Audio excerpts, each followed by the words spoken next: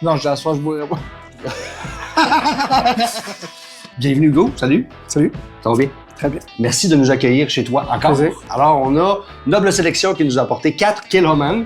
On va faire une déclinaison des 4 et on va prendre notre temps sur chacun des 4 parce qu'ils sont tous différents. Alors, comme vous savez, le concept de C'est pas un drame, c'est que c'est une vulgarisation. Donc, je n'ai pas la science infuse. Hugo n'a pas la science infuse. On a Killerman devant nous, 4 bouteilles qui nous sont offertes par Noble Sélection et qui nous offrent ces 4 produits-là. Ça vient de la même distillerie. Le but, c'est découvrir le whisky. Tous ces produits-là sont disponibles à la SAQ avec des quantités limitées. 1500 bouteilles qu'on a eues pour ce produit-là seulement, juste à la SAQ. Donc, c'est disponible nulle part ailleurs. Et le 100% Islay, qui est de ce côté-là, 13e édition, qui lui est un produit planétaire qui arrive une fois par année. L'édition est finie puis terminée. Alors, c'est à peu près 10 000 bouteilles, grosso modo, qu'ils font, puis ils en font pas d'autres. Alors, comme leur Gorm, pour ceux qui connaissent la distillerie. Est-ce que tu connais Killerman? Ça dit-tu quelque chose comme produit? Zéro. C'est une des dernières distilleries à avoir vu le jour sur l'île. Ça fait quand même un bout de temps là, que Islay existe puis qu'il y a du whisky qui se fait là. Il n'y avait rien de nouveau qui se faisait depuis bien des années. On commence par le Triskellet ici, qui est une édition spéciale québécoise, qui ont été distribuées à la SAQ seulement. Triskellet, c'est une distillerie de Calvados, nord de la France. Et le Calvados, c'est un alcool de pomme, pour ceux qui connaissent moins ça. C'est assez marginal quand même, on n'a pas vraiment de ça chez nous, en très petite quantité à l'occasion. Un peu comme l'Armagnac au sud, qui est une distillation de vin rouge et de vin blanc. C'est une distillation d'alcool de pomme qui est faite avec le Calvados. Alors le Calvados, ça mature pendant plusieurs années. Puis ça goûte la pomme, il n'y a pas de cachette là. Au nez, normalement, on devrait le détecter assez rapidement. Allons-y donc. Toi, tu l'aimes, celui-là. Qu'est-ce que ça te dit? La pomme? À la pomme, hein? Là, c'est plus fort, hein? On en a pris quelques gorgées tantôt, mais là, on dirait qu'au nez, ça remonte. Là, c'est en bouche, on va faire l'expérience tout à l'heure. Alors, oui, il y a de la pomme, oui, il y a un peu de figue, peut-être, un peu de raisin de Corinthe, parce qu'il y a des petits tonneaux de bourbon dedans. Il n'y a pas de poivre, il n'y a pas d'épices, beaucoup. En bouche, il y en a, par contre. Alors, il est doux au nez, il est fin en bouche.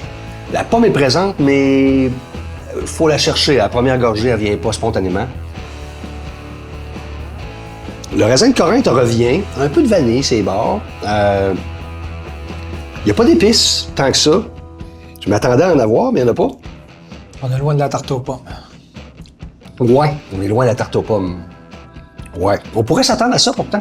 Un fût de Calvados. Je pense que c'est pas un échec, mais ça me manque de pep, peut-être, en bouche. Mais on peut pas dire que ce soit pas bon. Par contre, quand on goûte, on sent beaucoup plus la pomme après. Ouais, je trouve. L'arrière-goût, oui. Ouais. Pour un amateur de tourbe puissante, là, je pense qu'il va en manquer. Il va manquer un peu de punch, là. Moi, je suis un amateur de bonne tourbe puissante, là, avec Saneg puis Macabee.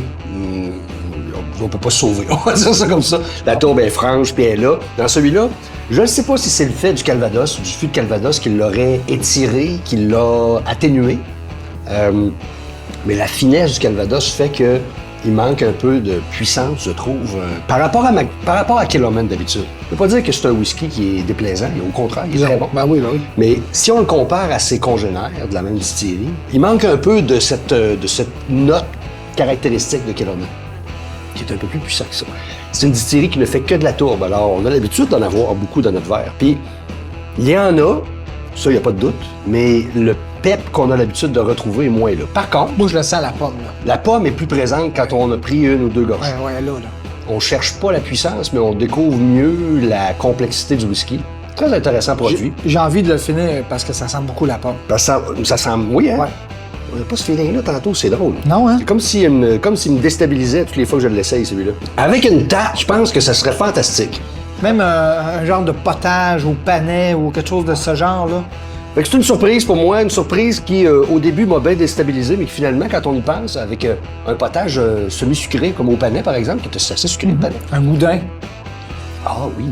Oh, tu as des bonnes idées, toi. Ah oui. Ce deuxième whisky-là est le 100% Islay.